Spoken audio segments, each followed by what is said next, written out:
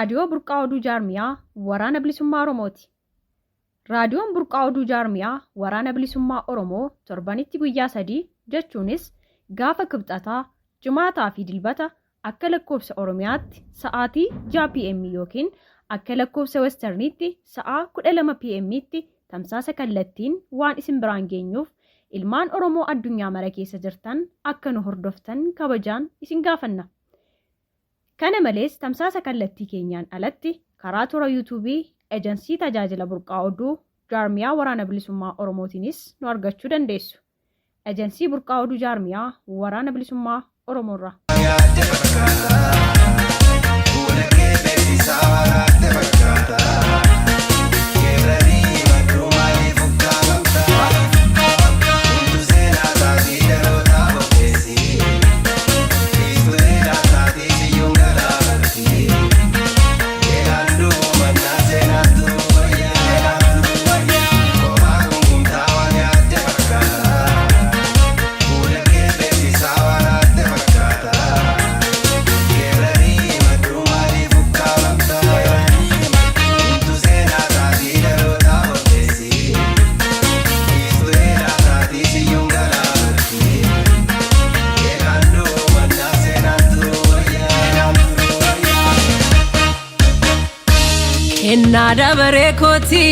Kenna dabare koti nafiso gama koti dubartiin ingerartu qukka garashe keessa gerarsan imbafattu gumiga yodowere sikke labsi basere yongerare malkaba keessa ko tarikaba Kesa ko tarikaba komo korako kaba utuwan unda kabu degar kana malala utuwan unda kabu degar kana malala sabako gudicha ko kana kadukumni ko dagai gerarsako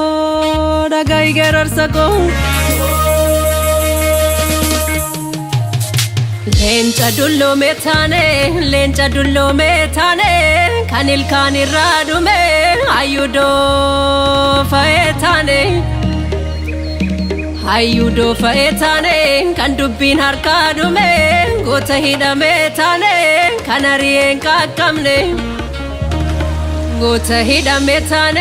kanarien kakkamne kanne sejelambane Kana lalatte gaden gandanu dalte yartun biyanu bafte kana gubena wada alkani guyana de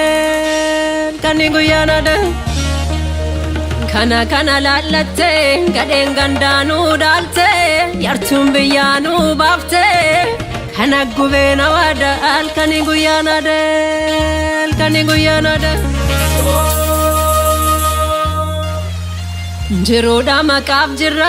Jiruudha maqaaf jirra jireenya maalii jirra lafa abbaa horii bite nu qilleensarraa jirra dilbiituun lanneen qabnu dhibbisnees mooraan qabnu qonnaadhaan waliin baane daldaluuf humnaan qabnu dalaguuf carraa dhabne taa'us konkodaa dhabne hinduuneef jirraa jenna lubbuu gaaddisaan qabne lubbuu gaaddisaan qabne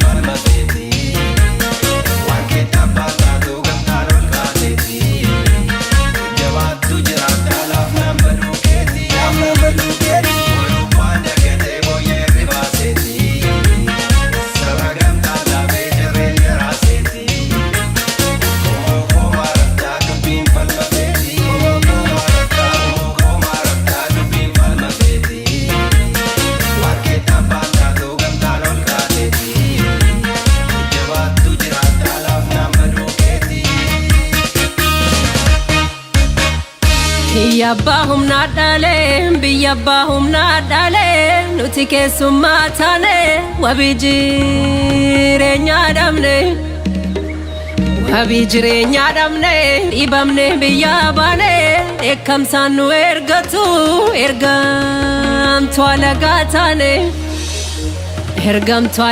taane cibsanii nu gorra'u hoolaa faasigaa taane gubanii nu qaammatu dara masqalaa taane gubanii nu qaammatu dara masqalaa taane qurxummiif nu darbatu ilbiisa raammoo taane qurxummiif nu darbatu ilbiisa raammoo taane rakkanne waan nu taane takkalmi namaan taane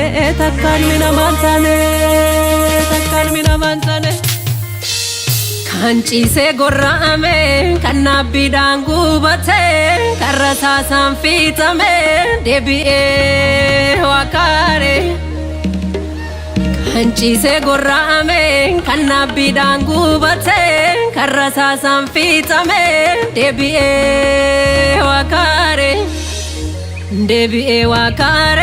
gadoo sabaa faatare tokkummaa dhabaa keenyaan gumaan saanii haafare tokkummaa dhabaa keenyaan gumaan saanii haafare ta'anii dhalaan dhaluun gandaaf lagaaf wal qooduun fedhii sabaa dhiisanii dantaa fi jeelaa fiiguun beekaa fi tuffatanii waliif dhageettii dhabuun aadaa dhufteedha malee seenaa keenyarraan jiru mee xiqqoo na caqasa waan hayyuun bulee himu mee xiqqoo na caqasa waan hayyuun bulee himu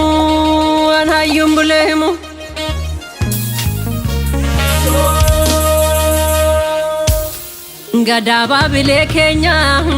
baabilee keenya seera abbaa haqaaf muruu dubbii dhaarsii dadhabee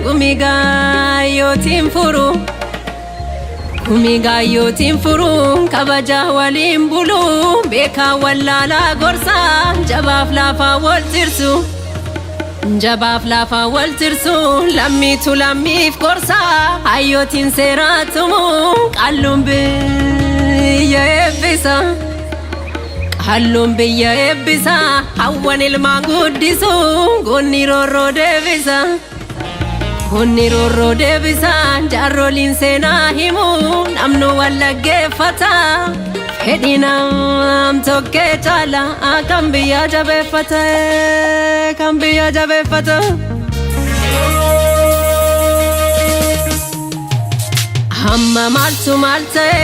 amma maaltu maal ta'e gurmuun keenya laaffate namni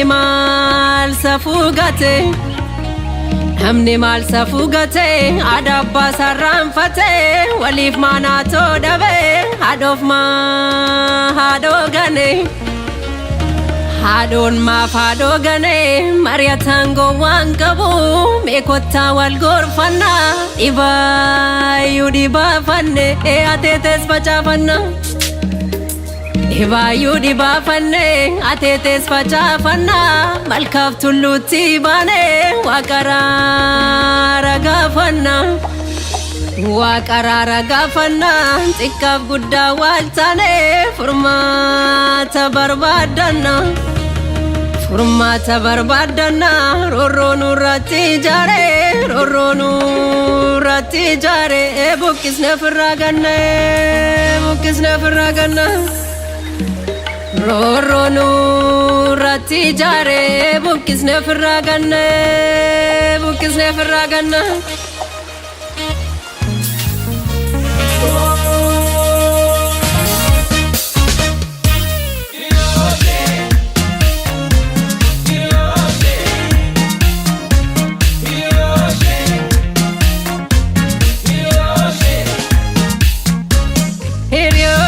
Gabrummaan amma yoomi hiriyooshe bitamuun amma yoomi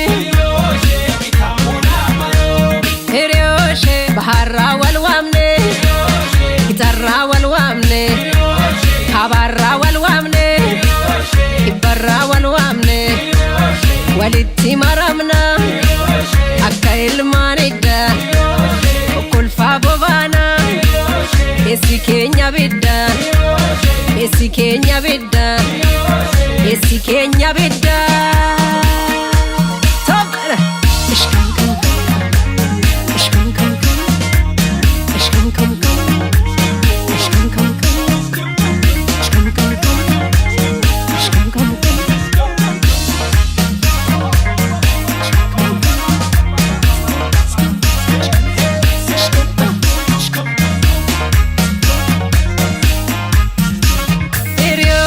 Gabrumana mayomi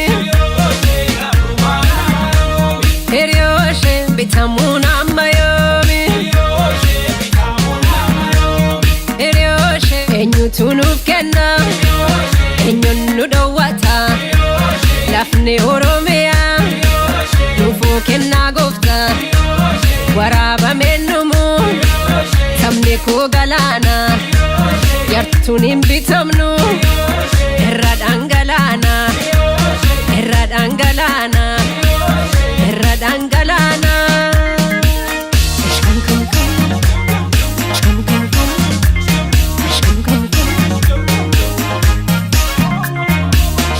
Yooyaa akkam jirtu dhaggeeffattootaa fi hordoftoonni eejensi raadiyoo burqaa oduu guyyaa har'aa kana haala Oromiyaan keessa jirtu ilaalchisuudhaan keessummaa addaa isiniif qabannee jirra. Aga xumuraatti nu faana bu'aatii nu hordofaa. An urjii sabaati. Hayyee jaal adaan baga nagaatiin gara raadiyoo burqaa oduutti nagaan dhuftanii. Baga nagaan nu simattanii. Hayyee maqaa keessaniidhaa fi ga'ee jaarmiyaa waraana bilisummaa Oromoo waliigalaa idilee keessatti qabdan nuuf ibsaatii dhaggeeffattoota keenya raadiyoo burqaa oduu waliin wal baraa. Tole, ani maqaan koo Adaanaa Bantiinaan jedhu ga'een itti gaafatama kootii jaarmiyaa waraana bilisummaa Oromoo waliigalaa ifattii keessatti itti gaafatamaa sabquunnamtii waajjira dhimmoota siviilii waliigalaa sadarkaa giddu galeessaati. Kallattumaan amma gara marii keenya guyyaa irraatti ceenaa. Oromiyaan maal keessa jirti? Keessattiyyuu giddugala Oromiyaa kaaba Salaalee yeroo ammaa kana rakkoo ulfaataa keessummeessaa jira. Kana ilaalchisuudhaan waan beektan qabdu? Eeyyee yeroo ammaa kana yeroo kamuu caalaa haalli Oromiyaa keessatti deemaa jiru wanta hamaa hammeenya gadhee namatti argisiisaa jirudha. Keessattuu immoo kan yeroo ammaatti giddugala naannoo Salaaleetti deemaa jiru kuni akka malee nama rifachiisaa jira. Akka dhaga'amaa jirutti haalli amma giddugala naannoo Salaalee keessatti deemaa jiru kuni haala hammaataa gara hin qabne yeroo ammaa lafa horiin mi'aayetti dhala namaa akka hoolaatti ciisanii yerootti qalantu deemaa jira. Isa kana kan godhe an akka kootti faannoo duwwaadha jedhee hin yaadu. Harki mootummaas akka inni keessa jiruu fi mootummaan akka inni kana gochaa jirudha kan inni mul'ataa jiru. Kun kan ta'e immoo tokkoffaa yeroo ammaa kana saba Oromoo fi saba Amaaraa walitti naquu fi murna faannoo jedhamu kana fi Oromoo fi Amaara walitti naquu fi murni kutatee ka'ee badii kana hojjetaa jiru. Oromoo isa kaleessa rafee taa'e kana yeroo kamuu caalaa akka inni kakaasu waan godhu natti fakkaata.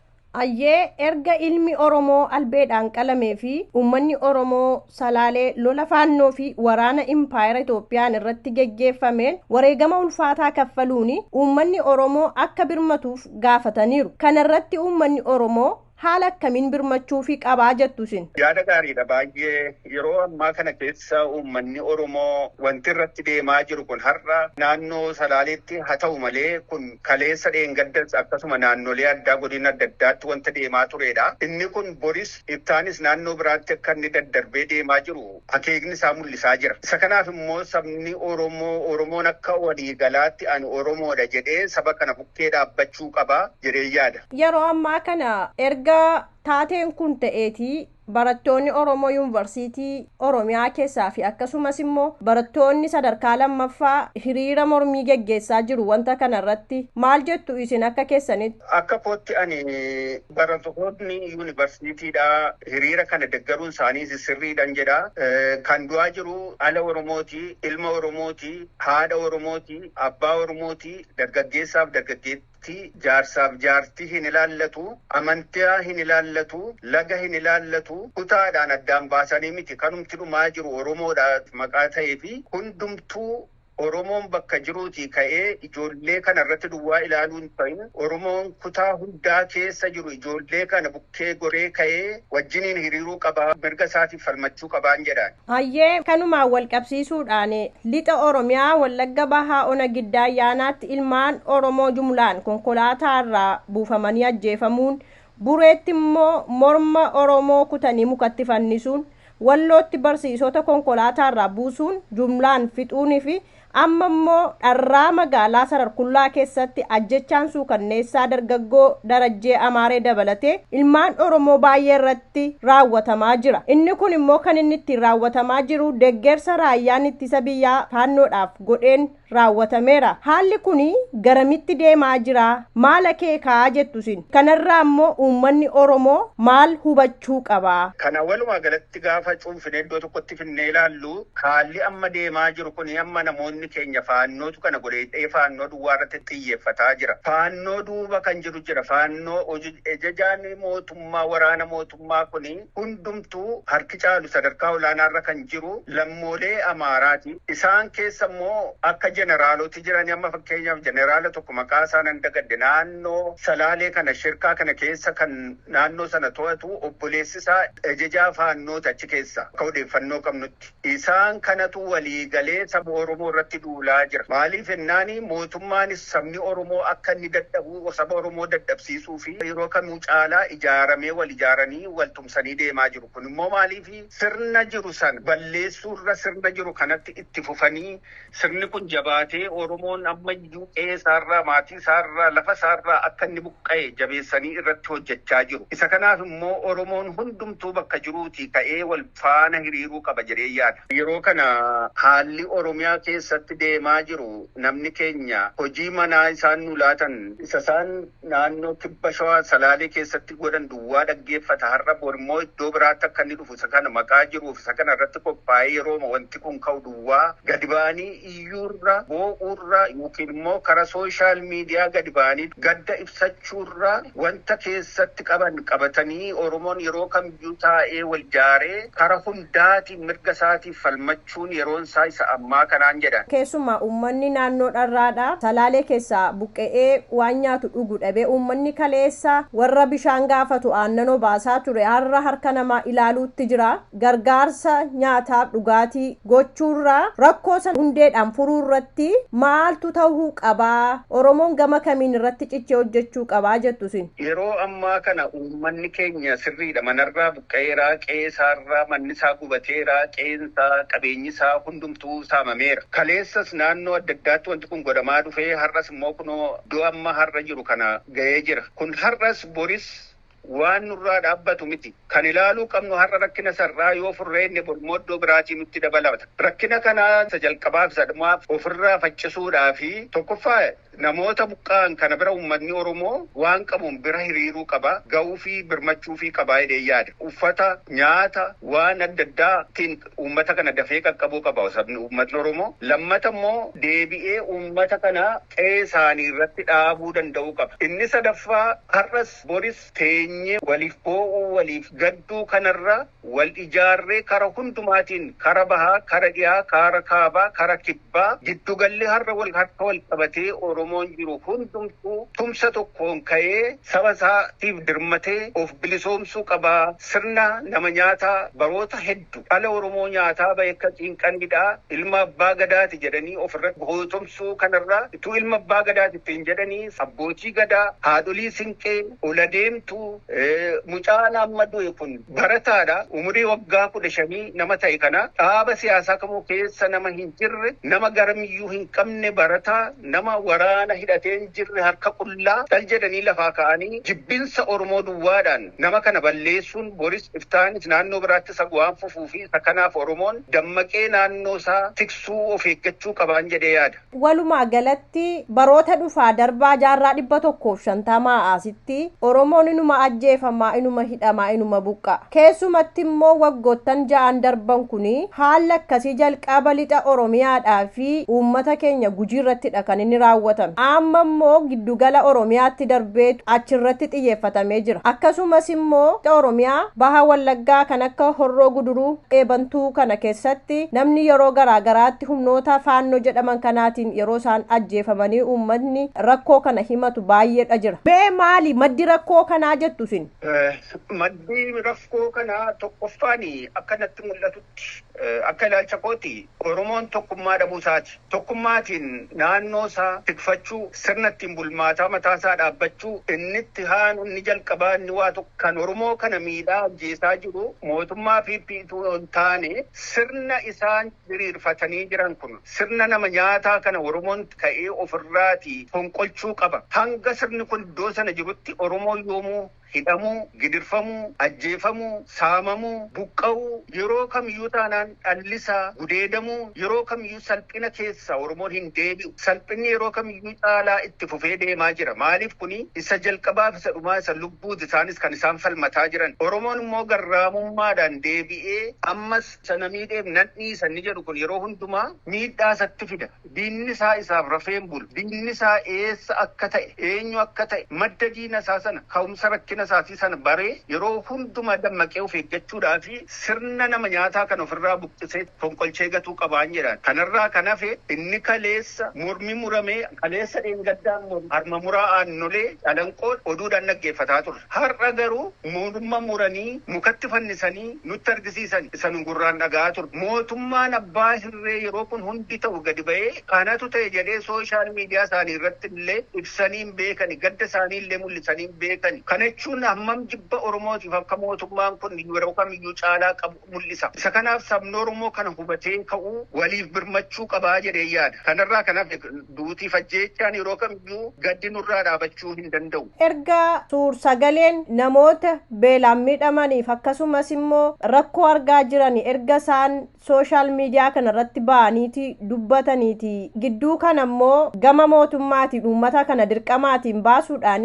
akka isaanii kan faannoon akkas godhee qale kana faannoon buqqiseef saame kana shaneet akkana godhe jedhaa jechuudhaan propagandaan hojjetamaa jira. Kana ilaalchisuu waan jettan qabduusin? Tokkoffaa uummatni kun uummanni Oromoo har'a kan isaaf ta'u beeka gowwaa miti. Shaneen fakkeenyaaf baroota dhufan darban keessa ani bara dargii nan beekaa, bara wayyaanee nan beekaa, qaqqabeera hunduma isaa ga'eera. Amma immoo bara warra PP jedhaman kana argeera. Mootummaa sadan kana keessatti amman beeku keessatti darbees warroota dur dhagaa ture keessatti sanyii yeroo ammaa caalaa yeroo abbaa gadaa biyya bulchaa jira jedhamu kana keessatti dhalli Oromoon akka kanatti salphatee hin beeku, qaana'ee hin beeku, manaa gadi ba'ee gorraamee hin beeku. Basumaa waldi manfas qudus jedhanii akkasitti morma kutanii akka saawwa kutanii morma kutamee hin beeku. Ajjeechaan waggaa 5-6 kana keessatti ta'ee baroota kam keessatti iyyuu ta'ee hin beeku. Oromoo irratti wanti deemaa jiru kun. Isa kana sabni Oromoo waan isaaf ta'u beeka. Akka shaneen isaan hin miine beeka. Shaneechaan ani hin beeku shanee isaatti moggaafatani. Addi bilisummaa Oromoo yookiin woboon waraanni bilisummaa Oromoo saba isaatiif gaachana ibsaadha. Daandiidha. Isaaf jedhee lubbuu isaa deebii hin qabne morma isaa laate. Inni kun saba isaatiif jedheeti malee saba isaa miidhuu miti. Bakka waraanni bilisummaa Oromoo jirutti inni dhugaa jirutti sabni Oromoo miti. Sabni lammiin sablammiin kaaniyyuu mirgi isaa kabajamee eegamee fi jiraataa jira. Naannoo beennu keessa hundumaatti. Garuu kun ta'aa kan jiru naannoo biyya mootummaan abbaan hirree anatu bulchaa jira jedhe keessatti. Rakkinniif gidiraan gadadoon amma kana yeroo ga'u shanee akka isaan jedhanii waaman kanatti isaantu biyya bulcha miti. Biyya kan bulchu mootummaadha. Mootummaan yeroo kamuu caalaa saba isaa eeguu qaba. Mootummaan kun namoota jiran kanarraati kan inni gibira sassaabu. Namoota jiran kanarraati kan inni jireenya mindaa hojjettoota isaa fiisha mataa isaatii illee kan guuttatu. Kan inni sagantaa ittiin deemee namoota ajjeesee muka irra dhaabu biqiltuu dhaabee gaaddisaa ta'u jedha. Ilmoo Oromoo du'ee gaaddisa irra dhaabnaa jedha. Deebi'ee namoota ajjeesee namoota manadhaati baasee balleessee baroota kamiyyuu caalaa wanti hin taane kun kan ta'e bara mootummaa nama nyaataa ilma abbaa gadaatu biyya bulcha jedhamu kana keessatti mootummaa tokko jechaanii mootummaan biyya tokkoo fi abbaadha. Abbaan immoo ijoollee isaa hundumaa ija tokkoon ilaala. Isa kana yeroo ta'utti har'a mootummaan kuni qacceen ofii rukuttee ofii ijjitti jedhani gadi ba'ee ajjeesee shaneet akkas godhee jedha. Shaneen isaan jedhan kun yookiin immoo addi bilisummaa Oromoo hin beeknan. Abaawoon yeroo hundumaa saba Oromootii fi gaachana. Abaawoon saba isaaf jedhee qabsaa'a malee saba bor mirga isaa falmuu fi hin ajjeesu, hin hidhu, hin saamu, hin gidirsu. An kanan beeka waa'ee abaawoodha. Erga waggoottan ja'an darbanii asitti Oromiyaa keessaa bakkoota hundumaatti jechuudhaaf hin danda'ama. Manni barnootaadhaa fi manni yaalaa guutummaa guutuutti hin jire jechuudhaaf hin danda'ama. Magaala keessarraatiin kanaaf. Inni amma lafarra jiru gaafa yeroo isaatii hin darbaa biyya kana kan bakka bu'ee harkaa fuudhee biyya kana jiraachisu dhaloota duubaan dhufuudha. Haala kanaatiin manni barnootaa erga cufamaa deema ta'ee manni yaalaa erga hin jiraanne gochi raawwatamaa jiru kun egeree Oromoof Oromiyaa irratti balaa hin fidammoo hin fiduu jettu sin. Inni kun balaa guddaadha. Jaal urjii dhaloota ajjeesuu jechaadha walumaa gala. Maaliif nama barate tu mirga isaa falmata. Namni barate mirga isaa akka inni falmatu maqaa beekanii fi bara durii keessa labsiidhaani kan uummanni Oromoo yookiin maqaa jijjiirratee barachuu qaba. Yoo kana hin taane maqaa jijjiirratee eenyummaa isaas jijjiirratee of gatee barata. Amma tokkoyyuu mirkanaaf jechuu hin danda'ama. Yeroo sana keessatti namoonni gamna ta'an akka kanatti barataa turani. Har'a garuu yeroo har'aa kanatti guutummaa Oromiyaa keessatti sadarkaa manni barnootaa hin jirre irra jira. Kun immoo maaliif sabni kun wallaalumaan akka inni of dagatee barbaraan gabroomee akka inni jiraatu, akka inni of hin taane, akka inni ofitti hin namanne, waa'ee isaa akka inni hin dubbanne, kana duwwaas itoo hin taane qorichi hin jiru. Sabni keenya useedhaan dhumaa jira. Biyyoota adda addaa deemee ilaaleera. Nama biyyoota Afrikaa kana keessa akka Keeniyaa, Ugaandaa, darbees akka Ruwaandaa, Burundii, Taanzaaniyaa kana keessa ilaaleera beeka. Garuu sabni kamiyyuu nyaatee dhugee quufee qoricha akka barbaadetti argata. Har'a biyya keenya keessatti qorichi mataa bo'uullee argachuun gidiraa taate. Sabni keenya waan nyaatu dhabeera. Gibira humnaa olii itti fe'u. Isumayyuu yoo inni hin qabu ta'e horii isaa, loon isaa jalaa ooffatu. Waraana mootummaatu jalaa saammatee qalatee nyaata. Ijoollee isaa jalaa ajjeesu. Shamarran jalaa gudeedu. Abbaa irraa ajjeesu. Ilma ga'eessa qotee irraa hidhu, irraa gidirsu, irraa ajjeesu. Naaffisanii manatti galchuudhu. Inni kun walumaa gala saba Oromoo gabroomsuudhaaf mootummaa taa'ee jirudha kuni.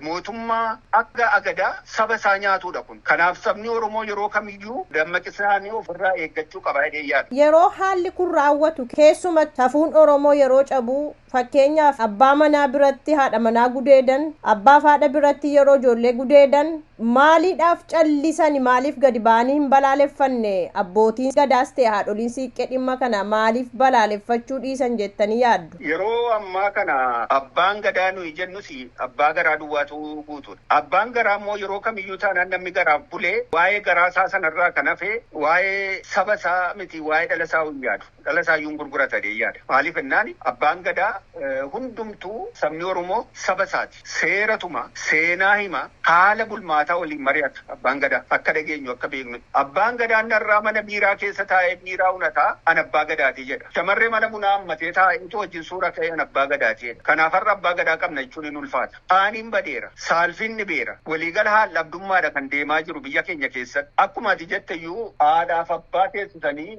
obboleessa teessisanii biratti obboleettii gudeedu. Ijoollee kaa'anii haadha ijoollee biratti maatii duratti gudeedu. Obbolaa lamaa wayyaa irraa baasanii wal gudeedaa walii wajjin ciisaa jedhu. Kun waan miidiyaa sooshaal miidiyaa irra deemaa turedha. Wanta lafaa ka'e yookiin maqaatti baasnu miti. Dhiyoorumatti kunoo naannoo Naqamteetti ijoollee durbaa meeqa gaafa isaan sooshaal miidiyaa irra naanna'anii gudeedamanii mootummaan gadi ba'ee kana waan jedhee dubbate kanarratti tarkaanfiin akkasii ta'ee kanatu badee abbaan kanatu itti gaafatama wanti jedhamee gadi ba'amee taasifame tokkollee hin jiru. Abbaan gadaa gadi ba'ee waa'ee kanas balaaleffate yeroo ammaatti tokko hin jiru. Kana yeroo laalchisu walumaa gala abbaa gadaas hin qabnu, abbaa gadaa saba isaaf dhaabbate hin qabnu, abbaa gadaa garaa isaaf dhaabbate qabnaa jechuudha. Abbaan gadaa inni dhugaa immoo dhugaaf dhaabbatu immoo gadi ba'ee dubbachuu hin danda'u. Mana hidhaa jira, gidirfamaa jira, rakkina hin taane keessa qe'eensaas saamamaa jira, dhalli isaa jalaa du'aa jira, afaan hidhamee taa'ee jira. Inni sooshaal miidiyaa irratti ol ba'een abbaa gadaatuuf hin jedhu isa garaa isaatiif buleedha, isa seenaa isaa wal'aaleedha, isa saba isaa gabroomsuuf abbaa gadaa of taasiseedha. Isa kanatu jira. Kanaafi hamma inni kun jirutti immoo haaldhabdummaan yeroo kamiyyuu caalaa itti fufaa deemaan jedhan. Dhaamsa yoo qabaattan uummata Oromoo maraaf waan jettan yoo jiraate uummata Oromoodhaaf. Dhaamsi ani qabu uummata Oromootii fi tokkoof tokko duwwaadha. Oromoon bakka jiruuf gamtaan ka'uu qaba. Qabeenya isaa nyaataa, qabeenya isaatiin jiraachaa, qabeenya isaatti qe'eesaarra jiraachaa, diina warratti ta'e Oromoon gosatuun ilaallatin, lagatuun ilaallatin, amantiidhaan ituu waliin daangessin, bahaadhiya, kaabaa kibba, giddugala ka'ee bakka jiru isa jalqabaaf isa dhumaa didaa xumura gabrummaa kana ofirraa buusee sirna mataa isaatii ijaarrachuu qaba. Oromoon hundumtuu waliif birmachuu waliin dhaabbachuu qabaan jedhan. Hamma kana hin taanetti yeroo kamiyyuu taanaan haala jijjiirratee miidhaan ajjeechaan kun hundumtuu yeroodha yerootti haala jijjiirratee of fooyyessee akka inni dhufee mana manatti hundumaa akka inni gaga'u kun waan hin hafnee fi isa kanaaf of qopheessee ka'uutu irra jiraata. Gabrummaa takka isa jalqabaaf isa dhumaaf ofirraa fincilsee gatuudha. Sirna kana ofirraa buusuu qaba. Sirni kan yeroo kamiyyuu taanaan kan Oromoo miidhe sirna. Amma sirni kun sirni mana nyaataan kun achirra jirutti Oromoon yeroo kamiyyuu akka inni nagaan hin jiraanne, akka inni nagaan bahee hin galle, akka inni nagaan jiruusaa jireenya isaa qeesaa hin hojjetanne kan godhe sirna kana maqaa ta'ee fi sirna kana irratti bakka jiruu ka'ee Oromoodha kan jedhe hundumtuu sabni Oromoo akka Oromootti ka'ee walii wajjin dhaabbachuu qaba. Ani paartii isa kanan deggaraa paartii kanaati. Ani amantii isa kanan deggaraa amantiin kun nan ilaallatu isa jedhuuti. Inni si ajjeesu amantii kee ni ilaalu, laga kee ni ilaalu, bifa kee, eenyummaa kee, qabeenya kee ni ilaalu. Qabeenyi inni irraa qabutu bor lafatti dabalama. Wanti hundumtuu bor in bada. Saamicha kan dhalatu. Kana caalaa qeerraa buqqa'utu dhalata. Isa kanaafituu kun hin dhufin har'a bakkuma jirutti akka inni dhaabbatuuf hundumtuu bakka jiruutii ka'ee walii wajjin hiriiree tokkummaan ka'ee daangaa isaa kabachiifachuu, eenyummaa isaa kabachiifachuu danda'uu qaba. Kanaaf sabni Oromoo waliin ka'ee dhaabbatu jedhan. Bu'uura jaalalaa dhugaarra dhaabbate daboo sin kadhanne nama sin gaafanne naafsitu jaarrate. Hiriyoota keessaa baay'een har'a garuu garaa nu dhoksanii yaadaan nu dararu. Jibaan kaakanii isin gargar baasu utubaa jaalalaa buqqisuudhaaf yaaluu jedhimee nama dhibee. Asii sasaasanii achi sasaasanii kijibaan qaaqanii summii qopheessanii jaalala koof kan kee miidhuudhaaf yaalanii yoomuu nu kuffisuuf sababan ta'anii anaaf sin gargar baasuuf kan soba facaaftu bubbisaa yoo oolte bakka koonan kaaftu baalota urguftee mukas jijjiiksitu jaalalli koo haqa sobduun hin buqqistu. Sobaan hin beekamu alagaan keessattuu jaalalli hin beekamu jedhimee nama dhibee.